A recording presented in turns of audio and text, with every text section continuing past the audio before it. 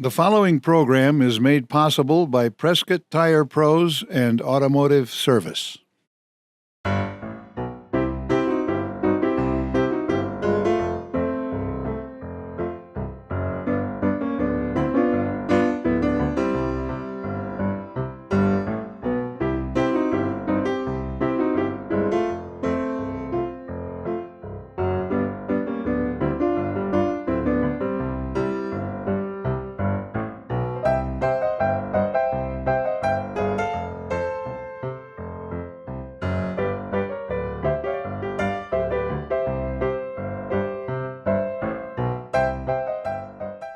Welcome to this episode of the Prescott History Hour.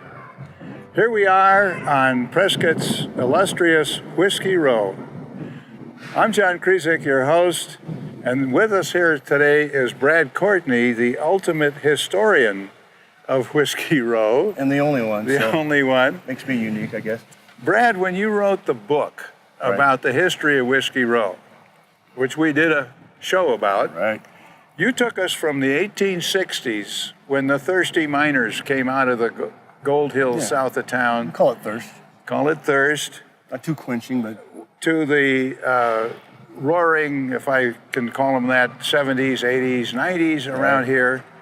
But by the time we got to 1900, there was a catastrophic event that changed things forever. it did. It was the big turning page, the pivotal point in Prescott's history. And some people call it the Big Fire of 1900. I call it the Great Fire of 1900. So that's what we're going to call it today. But yeah, it started here below Goodwin Street at a place called the OK Lodge, and it jumped the street here, and it took out this block here, block 13, and all the way down to Cortez Street.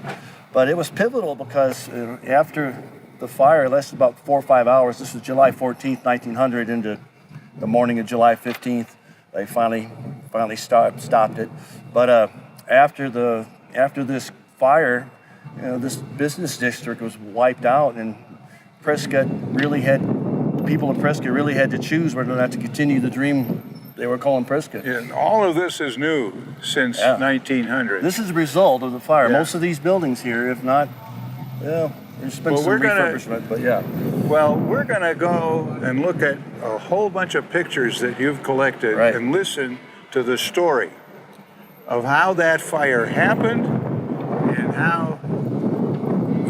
how Prescott grew like Phoenix from the ashes. That's exactly right. This is the true Phoenix of Arizona. The true Phoenix of Arizona. So this is the Whiskey Row of the 1890s that disappeared in that great fire of 1900. Yeah, that was all gone. This is all eaten up right here. You can see on the end. It's post 1890s because on the north end there, the far right of the picture, is the Hotel Burke, the only fireproof hotel, absolutely fireproof, by the way, they said, and but it was built in 1892. So there were some changes along the way before it got to 1900. We have an image that shows that, actually. Yeah. We'll get to that point. So that's the Diana. That's the Diana Saloon. This is either late 1870s or early 1880s. And the reason I have this image up there is because there was the 1900 fire, which of course wiped out everything. But there were two other conflagrations before that really affected the shape of Prescott and the shape of Whiskey Row.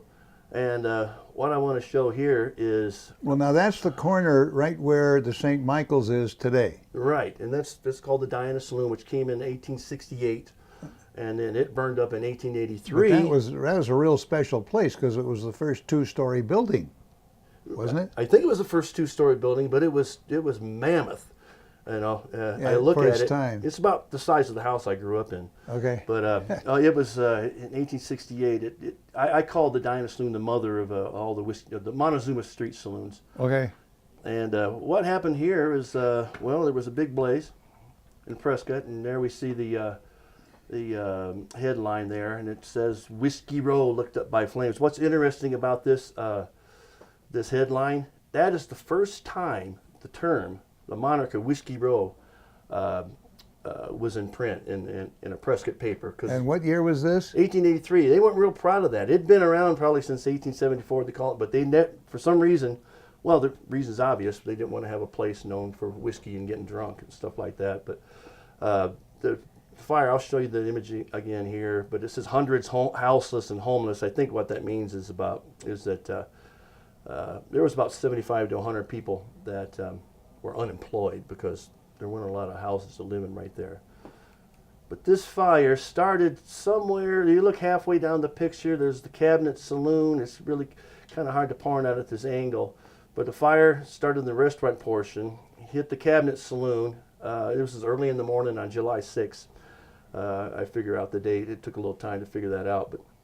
And it just kept moving up northward.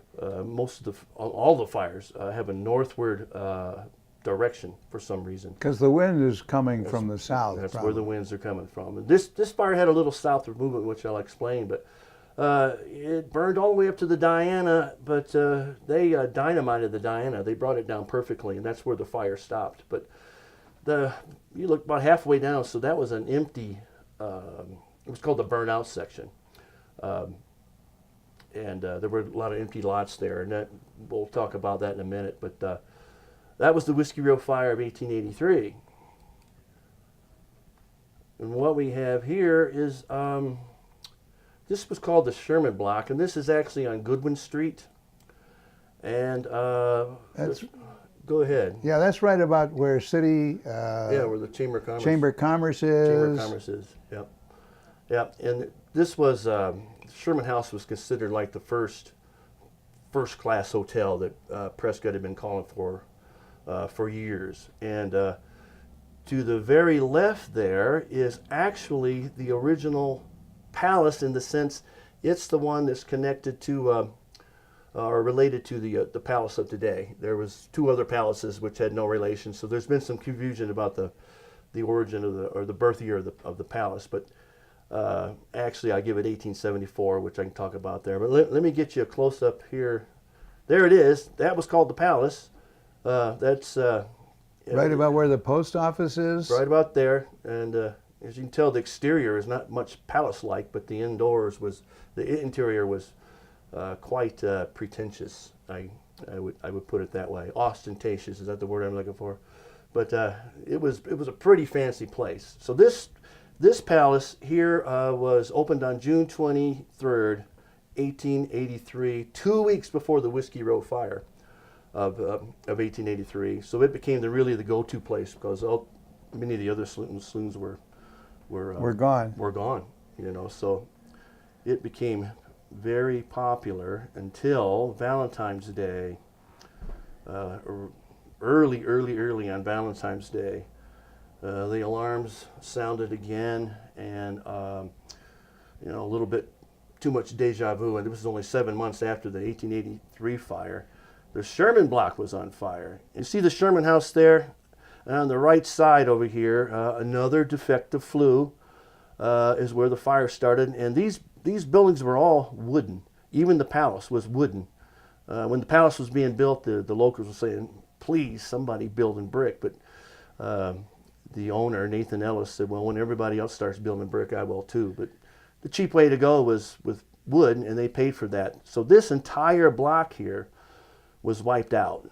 So the fire moved to the east. You can see J.W. Wilson, that was a clothing store, so that was very flammable. So by the time it hit the palace, there was a inferno. And they were able to pull out a bar, they pulled out a billiard table, they pulled out the piano, and that's all they were able to get out. And this was when? This was early on Valentine's Day, 1884. Okay, 1884. 1884. So now the palace is gone. There's still these empty lots on Montezuma Street. Okay. So that's how Whiskey Row moved really over toward Montezuma Street, although Whiskey Row was more than Montezuma Street. And when they rebuilt the cabinet, where you see the palace is right now, that's where the cabinet was. And they rebuilt 2 lots over. And the palace rebuilt where the cabinet was. And sure enough, this time, finally, they built in brick and stone and iron. And these 3 lots here, we start with the cabinet, and then you see the bathhouse and the palace. That's where today's palace sits, because today's palace was a merger of the cabinet and Okay. palace saloons. So today, when you go in the front door of the palace, you're going right where that bathhouse Yeah, you're going is in the middle. Yeah, you're going to where Okay, I guess people took that's baths. yes. The cowboys and the miners, I guess, needed to clean up before they Right, went to the palace or the hit cabinet, Whiskey Row. which is not a bad idea. I mean, some of them came off the range and the mines, Yeah. so they needed to clean up a bit. But Okay. I think there's a nice picture of Thumb Butte there in the background. Now this picture here is, I believe, closer to 1900. You see to the left there, Sam Hill's Hardware, which was really a major store, and apparently that's where the phrase "what in the Sam Hill" came from, because he had so many unusual items. They would people would come in and go, "What in the Sam Hill was that?" But you look far to the right there, you see the Hotel Burke has changed its shape. It's now 3 stories. It's quite an impressive hotel. And again, it was the only fireproof hotel in Prescott, so they said. So now we're getting to, how did the fire start? There's been So this is up to 1900, and then the catastrophe then happened. it happened. The streets were quite muddy. For some reason, although there was a drought, there was a wet winter, so the roads were real messed up there. But there's been a lot of debate, I guess, over how the fire started, and over the miner's candlestick holder keeps coming up, and I believe that's how it started. It was a miner's candlestick that did the job that This is the kind of an instrument that a miner would stick into the wall right in a mine, in a mine, a rock wall. and it would hold a candle Yeah. so they could see what they were doing See underground. what they were doing, right. The story that is that I believe is the Accurate. the most accurate was that there were 4 miners, and to the right you can see the OK Lodging House, and they were lodging in one of the rooms there for $1, 25 cents each. This is the southwest corner of Montezuma and Goodwin. The southwest corner, yeah. So what you see here, so today where you see this big building to the right, that was called the Grandview House, but it's most often called the Scopel House. An Italian man named Ferdinand Scopel owned it. But yeah, that's so Sam Hill Cigars sitting there, and you see the courier office on the top there as well, so it was a multi-use kind of a building.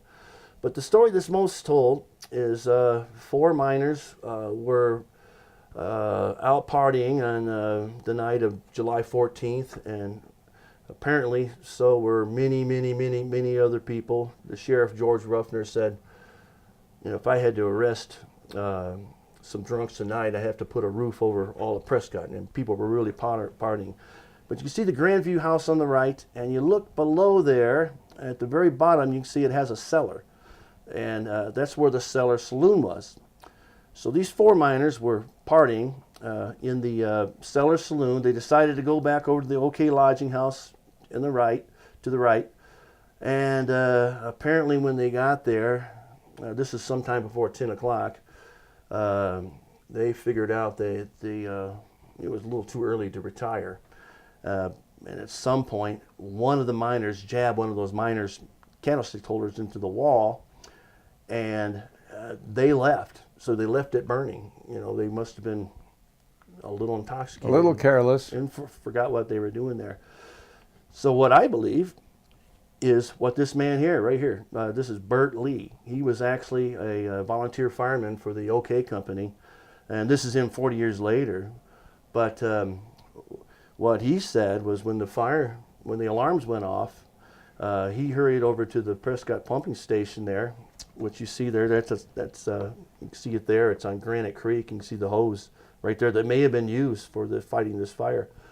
And he said his company got over there. They got the pump going. They ran the hose over to the OK Lodging House, and according to him, actually ran up the stairs into the OK Lodging House, actually into the room where the blaze had started. Started the pump. About 3 feet of water came out, and a 3-foot stream, I should say, and about 10 gallons, and then mud. And they said if they would have had water, they would have been able to put it out. But he said he saw the candlestick actually on the bed. But the lack of water might have had something to do. They were pumping out of the creek, Yep. and there was not much water in the creek, so it started to get mud. Yeah. So yeah, and I think what you just said there is important because I think there was a little bit of water in Granite Creek, which I'll tell you why in a little bit. But there was also a company across the street here. There was wells on each, the plaza's right across the way there, kitty corner, and there was a well right there, and another company hooked up there, and same thing, a little bit of Not enough water. not enough water came out to. So the fire is burning in the OK lodging house over there Yeah. on the left in this picture. Right. And the wind is blowing from the south, South which is and west, coming from Yeah. the left, blowing to the right. Right. And so they started dynamiting. And the building in between the OK Lodging House and the OK Annex, I believe it was blown up, to try to take away the fuel of this fire. So But- dynamiting was a technique to eliminate the fuel. Eliminate the fuel, correct. Okay. So the big mistake here, now we're looking at the Grandview House on the right side here, also the Scopel Hotel. They decide to blow up the Grandview House. And I don't know if they had any experience of what would happen if you tried to blow up a brick building. But what happened was they set the dynamite. It blew. No deaths were reported except in the Arizona Republican. But according to the Arizona Republican, which it was called the Phoenix paper, there was a man on top here when they were getting ready to blow, and he was standing on the top, and they got a ladder for him to get him down, and they were begging him to get down, and according to the paper, he just maniacally laughed, fell back into the fire, and was burned up. So, according to the Arizona Republican, there was one death. So anyway, they dynamited it, but it kind of acted like a cannon, and according to one eyewitness, he said the masonry stood firm. And this picture here is interesting because you see to the left and the top, you can see where the masonry actually It held. it held. And this is from the plaza. This is from the plaza, yeah. Okay. Looking south and west there. So we're getting this is a few days later. They're getting ready to set up camp on the plaza there. So, but what happened is the Grandview House acted kind of like a cannon. The embers flew over toward Granite Street to the west, and that's when it hit the Union Saloon, and then you see this is famous because of the cribs you can see to the right. Okay, now this is the corner right north of the football field there. This is right, directly across from the football field. And you Yep. can see the top of the old courthouse in the distance there on the right. Right. And you can see it's all wood. So the embers hit the Union Saloon. So that was kind of a new discovery for me that the fire actually approached Montezuma Street from behind. It jumped Goodwin Street. over here. Okay. Yeah, and it went to the left, south, north and west. And so Granite Street caught on fire, and right behind the Union Saloon, a little to the right there, was Sam Hill's Hardware. But you can see what it did there. What we're looking at is Granite Street and then a little bit of Montezuma Street there. You can see how both are wiped out. The reason we got this photo image up there is you can see Chinatown. I always thought Chinatown filled up, the Block 100 portion of Granite Street, but it looks like you can see where it starts right there, then goes down past Goodwin Street, past exactly where the football field is today and the school. So the Chinese were able to prevent their area from going up in flames because, according to Gil Gardner, he said they got their mattresses, soaked them in Granite Creek, put them on top there along with blankets. They soaked everything they could, and so when the embers blew over their way, it landed on wet mattresses, and so they saved their place. But you can see to the left there, you can see what's left of Sam Hills, and see what I got there. There's, of course, what Sam Hills looked like. Before the fire. And of course, Before being the a fire. hardware store, it was full of stuff that was flammable. Ammo. Yeah. You can see here in the thing, they're firearms, so they had all kinds of flammable stuff, oils. Okay. So when it hit Sam Hills, things went haywire. That's where the fire picked up its momentum right there, and hit the Montezuma Street. So it part of really, Whiskey Row. really blew up along Whiskey Row. Yeah, and Sam Hill was out of town, so he didn't have time to get stuff out. The fire was, hit it that quick. So he had the biggest loss, actually. He had $80,000 worth of $80,000 loss, and I think that's like $2 million in today's terms. So, yep, that's when it really started taking off, and So the fire at this point is moving north. moving north. And according to one eyewitness, when barrels of whiskey or barrels of oil or ammo, when the fire hit, it was actually spectacular scenery. Yeah. Spectacular sight there. So yeah, up it goes toward the cabinet, and we have the cabinet interior there. It was one of the establishments that was dynamited, and you can see the back bar, and then right next to it, to the right, is a ice box, and that's where they put 25 pounds of. And this is one of the hottest places in town. on Between Whiskey the Row. palace and the cabinet, yeah, they were the yeah, okay. places. Yeah, they were in competition with each other. So this went. Yeah, so it blew up. Barney Smith was one of the proprietors, and he noticed when they came in with dynamite, they said, "What are you going to do with that?" He said, "We're going to put it in your ice box and blow up your place." And he goes, "That's be damn bad for the ice box."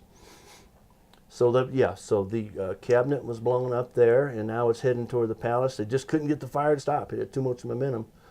And there we see the interior of the palace, and we'll talk more about that later. But we see the back bar there. My belief now is that the back bar there was also pulled out but replaced, and the icebox there. I believe that's the icebox. I think that's the icebox that's in the palace today.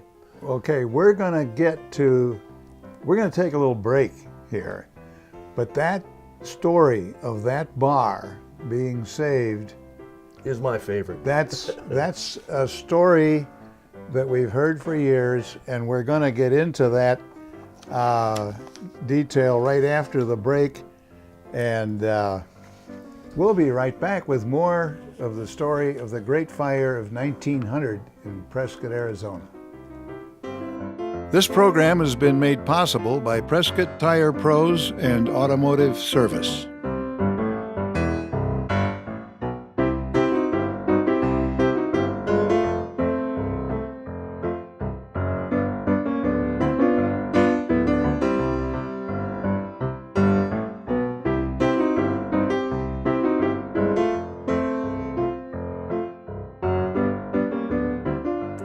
Welcome back to this session of the Prescott History Hour.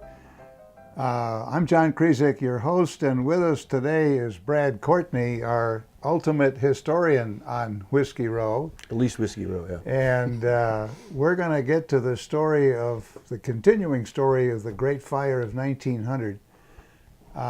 First, let me explain to people that this picture behind us here of the intersection of Montezuma and Gurley, we think was taken about 1905, after things have been built up. You can see St. Michael's there and so forth.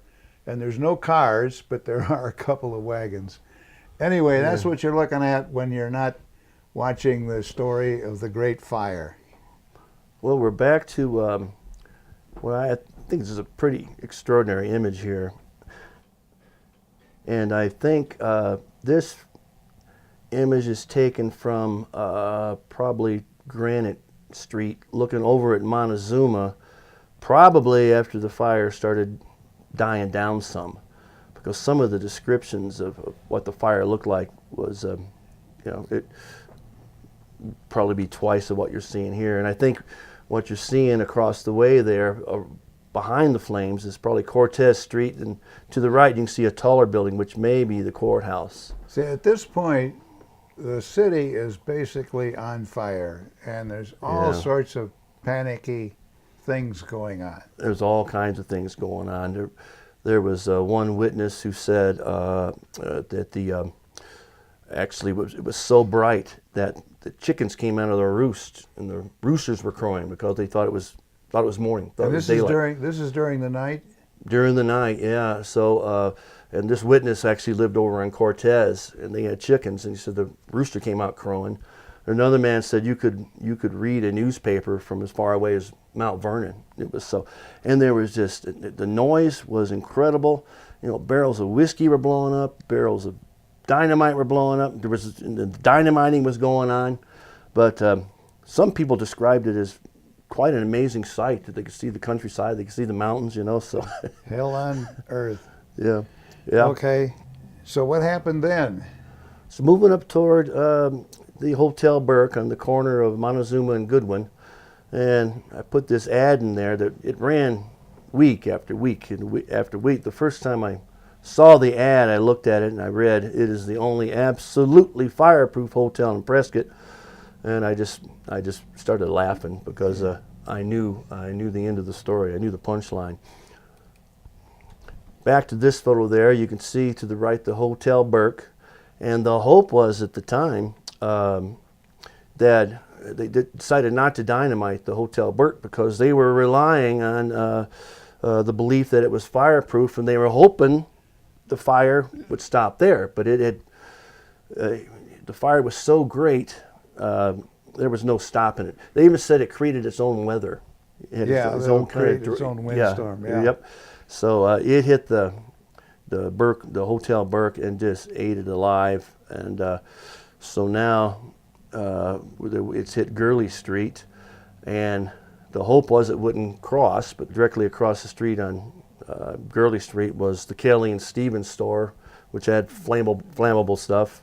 It jumped, and Kelly and Stevens store was on fire, and it was hoped that maybe the only reason it turned east is because on the corner, where right around where the atrium is now, there was a barn there full of flammable material, and the conflagration, the inferno, was so hot, just the heat itself ignited this barn across the street from Montezuma, where the Brinkmeyer Hotel was, and the Gurley Street portion of the plaza area, it was attacked from behind as well. So that's how it turned to the right, and now it's heading toward Cortez. So it's heading toward Cortez, and on the corner of Cortez and Gurley was a drugstore owned by a man named Harry Breesley, who actually had a place in the Hotel Burke as well. But the fire was moving toward it. There was in between there was a liquor store owned by Jake Marks, who was a really popular fellow, but he had full of whiskey, and one of his employees said, "Don't you think, Jake, we ought to take out get the liquor out?" And he goes, "Nah, we'll just start drinking, and we'll never get this fire out." This is at the corner of Gurley and Cortez. Across the street, the Bank of Arizona was going through some refurbishments and had a pile of lumber there, and it was about ready to catch on fire. And Harry Brisley saw this, and then he saw a soda fountain. So he pulled it over there, and he sprayed carbonated water all over it, and that was how he was able to stop it. So I wanted to say this. You know how they said the wells were dry? Yeah. Well, the story is, this came out later, I found this, many of the stories came out after the fire, because after the fire they weren't talking about what had happened during the fire, they were talking about rebuilding. So years later, the city water engineer said that he actually got up to the reservoir on where Mount Vernon is, released the water down into the wells of the plaza, so there was water there, except people just didn't realize it, except on this, what would it be, the northeast corner of the plaza, there was formed a 100-man bucket brigade, so they saw the water there. And these two boys, across the street on the east side of Cortez was a row of buildings called Office Row. And they never had a problem mentioning Office Row. It was just Whiskey Row they had a problem with mentioning it all the time. But there was a hotel called the Bellevue House these two boys climbed on top, and when the embers would fly across the west side of Cortez over to the east side of Cortez, the buildings there, the men would hand them a bucket of water, and these boys were quick of feet and brain, and they were able to douse the embers so that, you know, otherwise the whole town might have gone up to the east there. So these boys kept on going down the way there, and they were lauded as heroes. And when the fire ended, you know, they told them, "You can go on home, boys." So, Okay.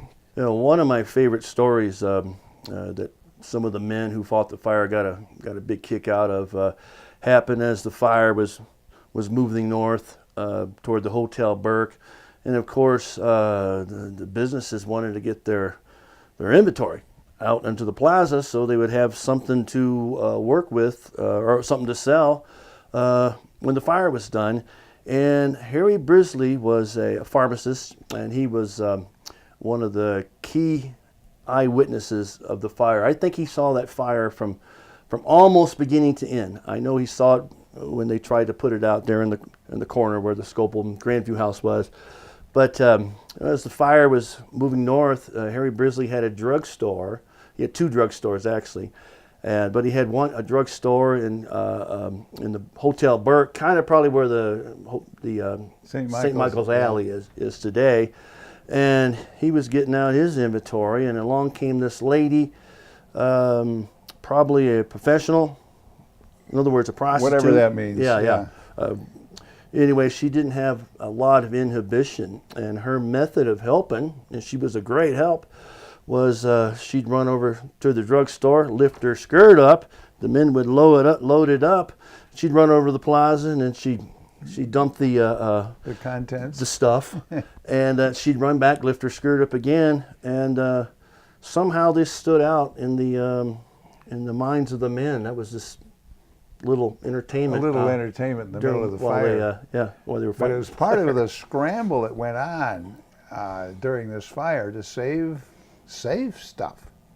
Yeah, and that plaza was just full of stuff that they would use later, so they could stay in business while they're rebuilding. Well, you told another story about how, with the fire bearing down on them, the bar owners offered free beer. Yep, Barney Smith actually yelled to everybody, "Come and get it!" and didn't have to ask twice. So they'd run in and grab the barrels of whiskey and beer or whatever, the bottles of whiskey and whatever, and they'd go back out to the plaza. And there was a lot of looting that went on as well too, of course. Yeah, but some things never so the changed. fire is bearing down up Whiskey Row, and the patrons of the bars are trying to help out. They're trying to help. They're helping out by reducing the inventory a little bit. Yeah. But there was manpower on the scene to drag stuff out across the street. Right. It just what a scene! The whiskey just didn't. What a scene! It's one of those things that didn't last though for some reason. And the beer just didn't last. Yeah. So the fire, about 4:30 a.m. Finally ended, and of course everybody was exhausted. And somebody announced that on the plaza, the proprietors of the Cabinet and Palace Saloons, Bob Brow for the Palace and Ben Belcher and Barney Smith for the Cabinet, that they were offering free beer on the plaza for anybody who fought the fire. And Harry Brisley said that that's some of the best words I've ever heard in my life, free beer. And apparently the days following, as they started to rebuild and put up Tent City there, the beer was still free. And there are all kinds of reports about how cheerful the people were, even after this great catastrophe in Prescott. And a man who worked at the Sam Hill's hardware store said, well, there was a good reason for that. His last name was Greenwood, William Greenwood. They said, well, people were happy because 2 words, whiskey, beer. And how to fight a fire. Yeah. How to fight a fire. And how to rebuild a city. Just put whiskey and beer out there. So They were having a good time. All So that's how Whiskey Row revived itself in 1900. whiskey and beer. That's great. So the fire's heading down toward The train station. yeah. So on Sheldon, and this is actually I was able to find an actual picture of the depot, but you can see the trains to the left there, and the people there were concerned about important documents and et cetera being catching fire, so they loaded up the train, had them ready to go. But So they were loading documents of value and so forth Yeah. onto railroad cars yeah. in case they had to in case they get them had out of here. Yeah, but they were Okay. able to stop, with the fire to stop. They kept dynamiting.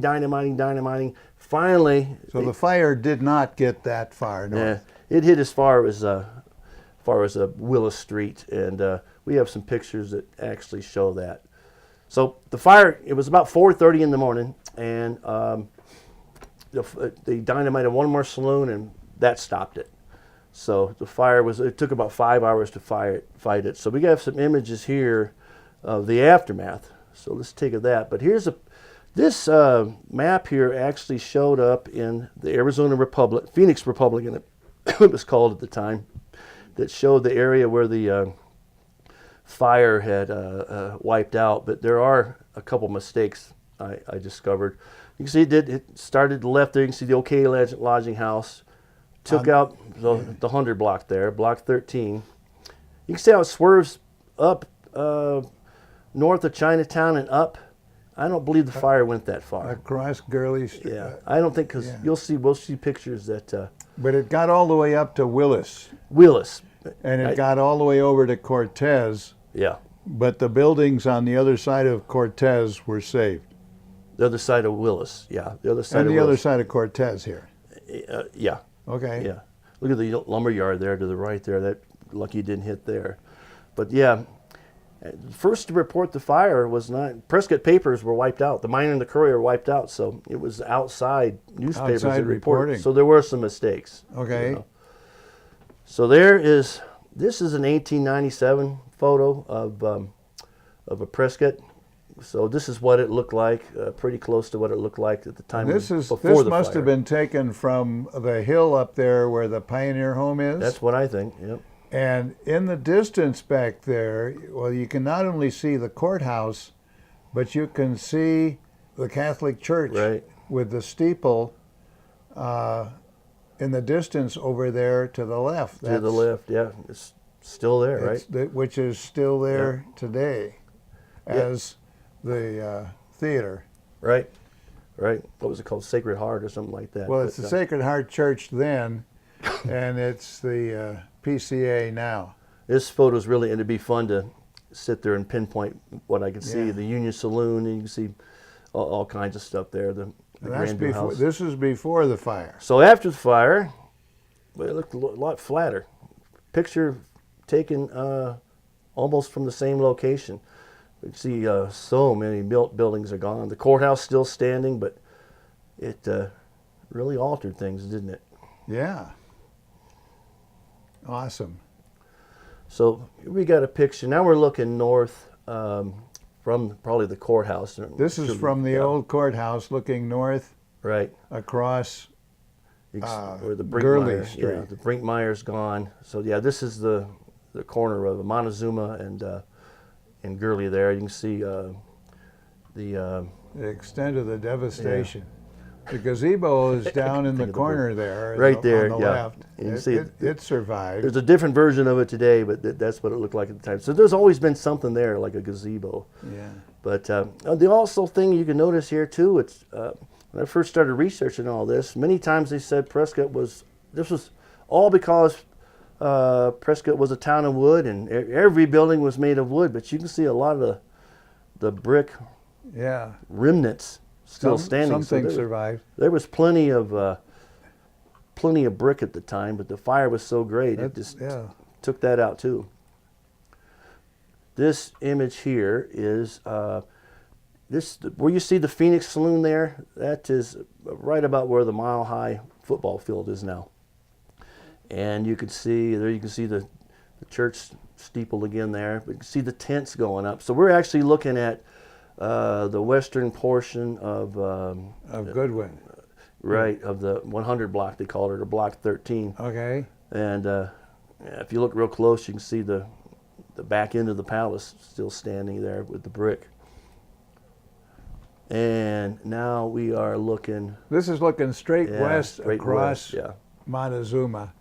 And this, look at all the But look at the debris. ashes. I mean, this is totally burned. You can see by the tree line in the distance along the creek that the fire did not go that far. It did not cross that far. So that's where the map kind of had an error there. Look at it. It totally leveled that section of Whiskey Row. You could still see the debris in the street from the buildings being dynamited. There was still some left, and Tent City slowly going up at this point there. Okay.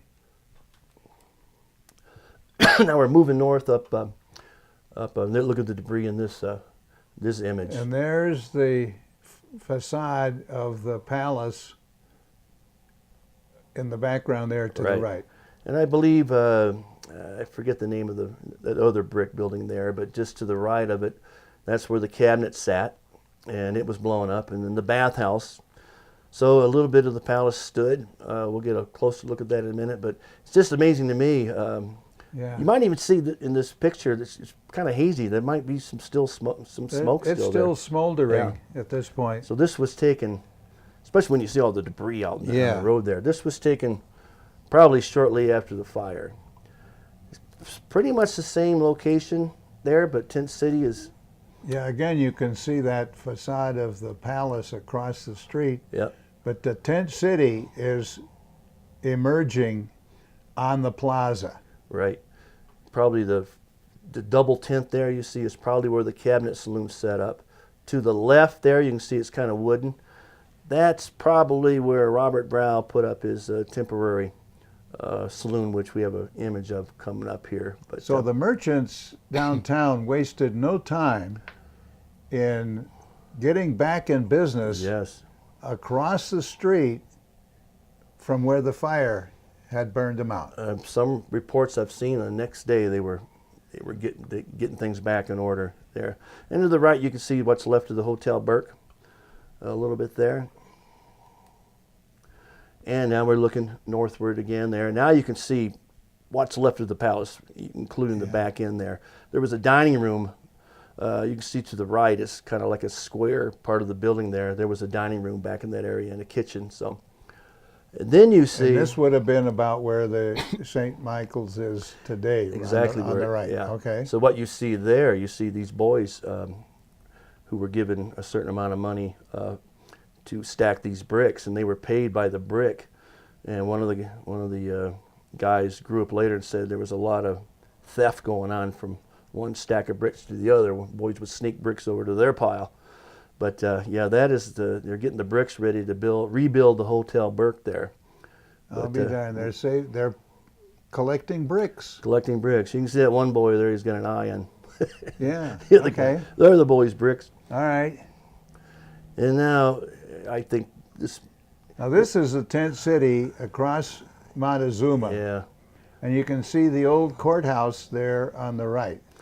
And I think this is pretty extraordinary. If you do some close-ups, you can see there's the headquarters saloon. This is like one fellow said, that the only time the plaza had businesses set up on it there, and that kind of use, because it was set aside for just public use. And this is place still to hang out. the fire was on July 14th. Yeah. So this is probably just a few days later. Yeah, probably here more than a few days, because you see everything. You can even see. We'll get to the. This took a little while. I don't think it went up that fast, but this is where, if you're coming from the south and you'd be driving onto Whiskey Row. And Montezuma, by the way, is a dirt street.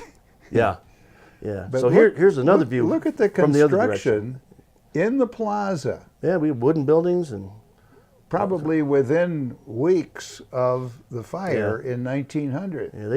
Yeah, they wanted to get things back in order very quick. So, yeah, and then they had the job of putting back together more beautiful than ever, of what was there before. Yeah. But you can see the Cabinet Saloon there, Belch and Smith, and one of those is probably the Palace Saloon there. Yeah. And now we get to... Now tell us, who is Bob Brow? Bob Brow was the proprietor of the Palace, which was just north of the Cabinet Saloon. We've seen a picture of that. So Bob Brow got his place back in shape there, and you can't see all of it on this, but it said Bob Brow Saloon and not ashamed of it. So, and you look in there, I've done close-ups of it, and sure enough, you can see the famous Palace Bar. So when you look closely at the details of what's inside the door, Yes. you're seeing the bar. The bar that was put in there in 1897, which I will talk about. Another thing I wanted to say is when they pulled out the bar, they pulled out the back bar, but they pulled out the whiskey. That's a lot of men were more concerned about getting that whiskey out there, and the beer. They pulled out a piano, and the piano player came out into the plaza. His name was Ed Wilson, I believe, and he started playing the popular tune at the time. There's a hot time in the old town tonight. It was a hot time in the old. So this has all been, the fire itself happened at night. Yeah. When it started, the bars were still open. Yeah. So there's an approaching fire, and the customers at the Palace decided to save the bar Yep. and drag it across the street. Drag it across the street with the whiskey and the beer, and they kept more than one report. Is the piano player kept singing. There was a soprano lady who kept singing it, and apparently when everybody was singing, it caught on, and you could hear all the way from Granite Street, Cortez, people were singing that song. So It sounds like people singing on the Titanic. yeah, except they were. Now, how do you know? How do we know that bar actually came out of the Palace Saloon as we know it today? And we're going to find out. There's another picture you've got that There we shows go. Oh yeah, the bar. there it is. Now, this was taken about what year? Well, it had to be after December 1897, because when the report of the new bar being built after the palace had burned down in 1897, So the fire of 1897 was just within the just palace. within Yeah. the palace. Just within the palace. And when they installed it, And they had to recondition the bar or rebuild that. they got bar. a brand new bar. They got a brand They got new a brand bar. new bar that probably came from San Francisco around the Baja and up. This fire occurred in November, and by December they had the bar. So if we can zoom in on that bar right there, Without a doubt. that matches the bar that's there Without a doubt. today. Right. And that today, and I believe the icebox to the right there. And I believe they pulled out, you can see the back bar in the back. I believe they pulled it out but replaced it, is my belief. Okay. But that bar, one of the reasons you know it was that bar was because of the type of wood they used. Right. Yeah. Because when they built the new bar, it has a cherry wood top. Exactly. And that was described in the report. So the best you've been able to discover is that is the bar. I don't have a doubt. I have no doubt at all. And when we go to the Palace Saloon, I'll tell you how I discovered very late in my research, even when I had the book written, I thought I was going to have to say, no, it was just a myth. Yeah, it's a myth. But turns out it was true. Well, I would say congratulations, Brad Courtney, for finding out that one of our favorite stories about Whiskey Row was really true. Thank God. And I think we should all go down and put our elbows on that bar and have a drink in celebration that Prescott rose from the fire. Twist my arm, I'll go. Okay.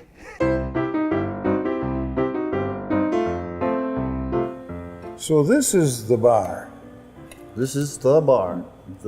So Brad, how did you discover or find out that this is really the bar that got hauled across the street? Of how I found out that the legend is actually true? Well, it's a good story. It's a historiographical journey. Hope we can use that nice word. It makes me sound smart.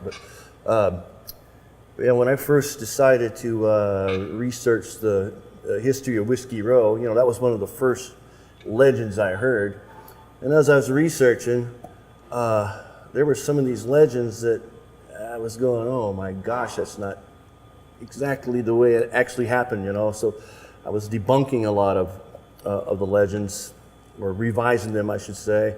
And the one I didn't want to debunk the most was the story about this bar being pulled out. And when I first got here, a lot of the local historians, I would say almost all of them, believed that was a myth about this bar being pulled out. There's no documentation of it. And sure enough, after the fire, it was not in the newspapers that this bar was pulled out. So I was writing my book, I was near the end, I was actually like in the third stage of editing for it, and I had already written that this legend is probably not true. I wasn't sure. And it was about 2 o'clock one night, I was laying in bed, and my wife was asleep, and I just started researching something else, and I was looking at a Arizona Miner of 1897 or something, and I came across another fire. And I was going, how in the world did I miss this fire? There's so many different fires. But the fire was actually only inside the palace. The palace at the time was next door, in the next lot over to the north. And it talked about this fire, how it was contained because they had built with brick and stone and iron, and it was contained, but it took out the inside of the palace. And this was in November 1897. They kept doing reports of how the, what's the word I'm looking for, rebuilding was going on.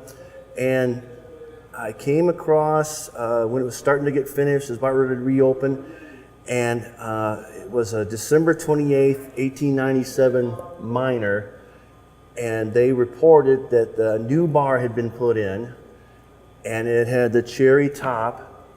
In other words, the description of the bar was this bar, and I got so excited. My wife was asleep. This is a cherry wood top. Yeah, yes, cherry and mahogany. Yeah. It was made of, but the description matched up perfectly, and I was ecstatic. And I woke my wife up and goes, "It's true, it's true, it's true." And I ran in the next day because I was kind of hinting at that the legend's probably not true. A friend of mine, Martha here, who's now a part owner, was bartending, and I could not wait to tell her that it was true, so I brought the evidence in. Okay, now how do you suppose they actually got this bar across the street? Bar across the street. So we should say at this point that during the Great Fire of 1900, the bar was pulled out to the plaza, and so it was probably this ice box over here, and probably the bottom part of the back bar. You look at it, they kind of match up as far as the way they've aged. But it's a matter of guesswork because it was just kind of oral history. Yeah. And there's been several different versions. One is there was just enough men in here and they got under it. Maybe they, like you said, They might have put rollers under it to get it out. Pulled it with horses or enough manpower. Right. But they got this bar across the street before the fire consumed the palace. And they had to hurry because Yeah. it was coming fast, and they were Yeah. dynamiting along the way. But yet there's been horses have been given credit for it. I saw one story about how oxen they hooked up oxen, pulled it out, but they got it out there some way. Well, and then that they was a reinstalled it. heroic deed. They saved the bar. Oh yeah. And we can tell our visitors today that this bar is the same one that was hauled across the street in 1900. Not a doubt in my mind. Yep. Great. And they took the whiskey too. I thought that was really They heroic. had to save the whiskey, Yeah. I mean, of course. That's heroic. Absolutely. After all, it's Whiskey Row. It's Whiskey Row. It's whiskey. Okay, What's good. Whiskey Row without whiskey? When it comes to fires around here, we had a scare in 2012 when a fire started, I believe, in the kitchen of the birdcage, which was right over here, and 3 buildings were lost, but that's all. And out of that, we gained this holiday courtyard, which is a very nice place for events right in the middle of Whiskey Row. So that's the story of the big fire of 1900 that changed this town forever. When it comes to preserving this history around here, we're very grateful to the owners of the Palace Saloon, which is basically like a museum, Living history a museum. living history museum. Right. Yeah, and that credit starts with Dave Michelson 20-some years ago, who decided to make it that way, and then Scott Stanford came along and added to it, and now it's switched owners to Dennis and Derry and Scott and Martha, and I'm looking forward to seeing what the future of the palace is going to be like. And we will do our part to uphold the traditions at that bar. Exactly. Right. Yeah. Drinking whiskey and Whiskey Row. Yep. All right. Now, when it comes to the book that you wrote, The History of Whiskey Row, this is available in certain stores around here, Several right? places, yeah. Some people say you can buy it at Costco, but that's, I don't know about that. But yeah, there's the Old Sage right over here in St. Michael's Alley, the Paragon. And if you want a signed copy, you can always email me at whiskeyrowbooks@gmail.com and if you want a signed copy. So that's the existing book. You're going to write another book now. All right. It's going to focus around the Great Fire. Around the Great Fire. And there'll be some improvements to what was done in this book. All right. Anyway, it's a fun story to tell. Thank you for being with us for this episode of the Prescott History Hour.